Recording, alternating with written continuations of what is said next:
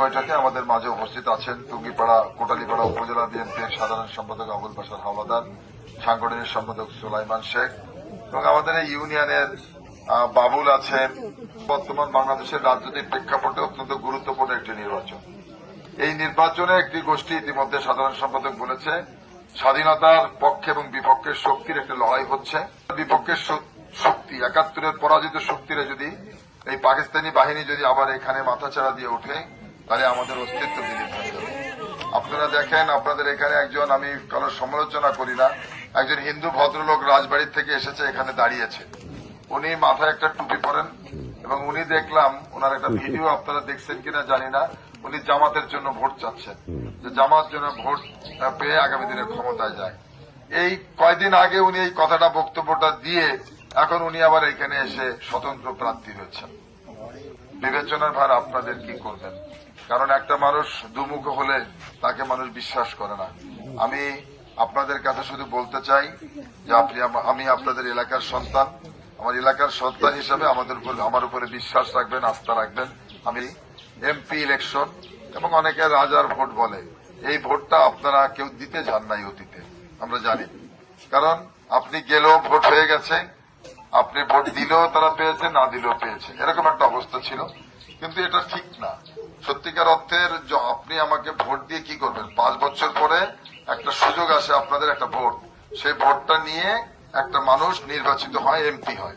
সেই এমপি ঢাকায় যেয়ে সংসদে কথা বলবে। এখন যদি সে ওই কারচুপি করে হয় তাহলে তো আর জনগণের উপর তার মায়াটা থাকবে না, দরদটা থাকবে না। যার মধ্যে সততা আছে, নিষ্ঠা আছে, কাজ করার মতো মানসিকতা আছে, সাহস আছে, শক্তি আছে, উদ্যম আছে। সব থেকে বড় কথা যে কোন দলটা আগামী দিনে রাষ্ট্র ক্ষমতায় যেতে পারে, তো সেই দলটাকে সমর্থন করলেই তো ভালো হবে। কারণ সেই দল থেকে একজন এমপি হলে সে তো অনেক বেশি কাজ করতে পারবে, তাই না?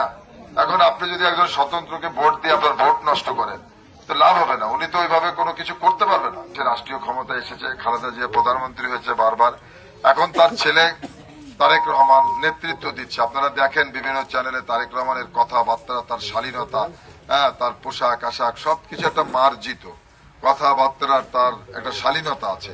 আপনারা দেখেন না, তারেক রহমান আজ পর্যন্ত কোনো বাজে কথা বলছে কাউকে? কখনোই বলেন না। উনি এখন যেখানে যায় সেখানে মানুষ আর মানুষ। রাত 3টায় মানুষ দাঁড়িয়ে আছে, ভোর 6টায়ও তার জন্য মানুষ দাঁড়িয়ে আছে। মানে তারেক রহমান এখন বাংলাদেশের জনপ্রিয়তার শীর্ষে। এবং আমি মনে করি তারেক রহমান যে বক্তব্যগুলো দিচ্ছে, আজ পর্যন্ত তারেক রহমানের বক্তব্য নিয়ে বাংলাদেশের একজন মানুষও সমালোচনা করতে পারে নাই।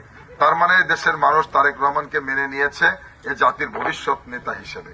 সেজন্য তারেক রহমান আগামী দিনে প্রধানমন্ত্রী হলে আর আমরা যদি সেই পার্লামেন্টে এখান থেকে নির্বাচিত হয়ে মেম্বার হই তাহলে কিন্তু অনেক কিছু করা সম্ভব। এখন তো আমাদের কাজ দরকার, আর আপনাদের দরকার কি? শান্তি এবং নিরাপত্তা, তাই না? কাজ তো আগে, উন্নয়নটা তো হতে হবে, তার আগে তো শান্তিতে থাকতে হবে, তাই না? শান্তি এবং নিরাপত্তাটা হচ্ছে সব থেকে বড় কথা। আমি আপনাদেরকে এতটুকু আশ্বস্ত করতে চাই, সবকিছু করার মালিক যিনি উপরে বসে আছেন, মহান সৃষ্টিকর্তা, আমি আপনাদের ভাই সন্তান হিসেবে পাশে আছি।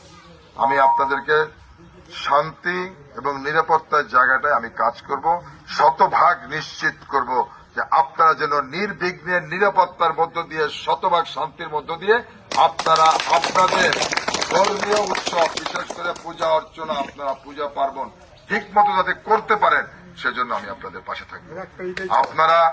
আপনারা মনে করবেন না যে আপনারা এখানে সংখ্যালঘু। বিএনপি কখনোই বাংলাদেশের কোন মানুষকে সংখ্যালঘু হিসেবে চিন্তা করে না। শহীদ রাষ্ট্রপতি জিয়াউর রহমান আমাদের সংবিধানে উনি সংযোজন করেছেন, আমাদের বাংলাদেশ নামক যে রাষ্ট্রটি আমরা যুদ্ধ করার মধ্য দিয়ে পেয়েছি, এই রাষ্ট্রের মধ্যে যারা বসবাস করে, বিভিন্ন জাতি ধর্ম বর্ণের মানুষ, হিন্দু, মুসলিম, বৌদ্ধ, খ্রিস্টান, পাহাড়ি, মরমা, যারা বসবাস করে এই বাংলাদেশের মধ্যে, আমরা সবাইয়ের একটা পরিচয়, আর সেই পরিচয়টা হচ্ছে সবাই আমরা বাংলাদেশি। আমরা সবাই বাংলাদেশি, আমরা এই পরিচয় নিয়ে থাকতে চাই। তারেক রহমান এই বাংলাদেশকে নিয়ে পরিকল্পনা করছেন, আগামী দিনে বাংলাদেশ নিয়ে কি ভাবছেন উনি, আপনারা সবই আপনারা বুঝতে পারছেন। আস্তে আস্তে তারেক রহমান ফ্যামিলি কার্ড করবেন বাংলাদেশের সকল পরিবারের জন্য, সকল পরিবার জন্য, কোনো ব্যক্তির জন্য। তারেক রহমান কৃষক কার্ড করবেন বাংলাদেশের সকল কৃষকের জন্য, যারা প্রতি মাসে কৃষক কার্ডের মাধ্যমে ফ্যাসিলিটি পাবে, ফ্যামিলি কার্ডের মাধ্যমে ফ্যাসিলিটি পাবে, 2,500 টাকা প্রতি মাসে পাবে। এবং এই কার্ডটা উনি এই যে ফ্যামিলি কার্ডটা দেখেন, এই ফ্যামিলি কার্ডটা উনি প্রত্যেক পরিবারের মহিলা সদস্যের নামে করবেন। আমি জিজ্ঞাসা করেছিলাম মহিলা সদস্যের নামে কেন করবেন, তারেক রহমান আমাকে পরিষ্কারভাবে উত্তর দিয়েছে, আমাদের সমাজে আমাদের পরিবারে মহিলারা একটু অবহেলিত থাকে। এই কার্ডটা যদি মহিলাদের নামে করা হয় তাহলে উনি ওই মহিলা যদি প্রতি মাসে 2,500 টাকার পণ্য সরকারি ভাবে পায়, মহিলাটার সম্মান ওই পরিবারে বৃদ্ধি পাবে। যার কারণে তারেক রহমান সিদ্ধান্ত নিয়েছে প্রত্যেক পরিবারের মহিলা সদস্যের নামে এই কার্ডটা হবে। তারেক রহমান একটা কার্ড পাবেন, তার এই কার্ডটা হবে তার স্ত্রী জুবাইদা রহমানের নামে। অতএব প্রত্যেক মহিলা সদস্যের নামে এই কার্ডটা হবে। এইভাবে তারেক রহমান বাংলাদেশকে নিয়ে ভাবছে। আপনারা শুধু তারেক রহমান বাংলাদেশকে একটি অসাম্প্রদায়িক বাংলাদেশ, একটি সাম্য মানবিক বাংলাদেশ, একটি বৈষম্যহীন বাংলাদেশ, একটি গণতান্ত্রিক বাংলাদেশ প্রতিষ্ঠা করার জন্য লড়াই সংগ্রাম করছে তারেক রহমান। পাড়াকে একটি মাদক মুক্ত কোটালীপাড়া, এই কোটালীপাড়া একটি সাম্যের কোটালীপাড়া, এই কোটালীপাড়া হবে একটি মানবিক কোটালীপাড়া, এই কোটালীপাড়া হবে একটি অসাম্প্রদায়িক কোটালীপাড়া, এই কোটালীপাড়া হবে একটি দুর্নীতিমুক্ত কোটালীপাড়া, এই কোটালীপাড়া হবে সন্ত্রাস চাঁদাবাজ মুক্ত কোটালীপাড়া। সেই কোটালীপাড়া বিনির্মাণ করার জন্য আমার সামর্থ্যের সবটুকু দিয়ে আমি করব। আপনারা শুধু আমাকে আশীর্বাদ করবেন, আপনাদের পাশে শুধু আমাকে একটু জায়গা করে দেবেন। আপনাদের পাশে থেকে আপনাদের কথা শুনে, আপনাদের সমস্যার কথা জেনে সেগুলো মহান সংসদে যে বলবো এবং সেটাকে সর্বোত্তমভাবে প্রতিষ্ঠিত করবো।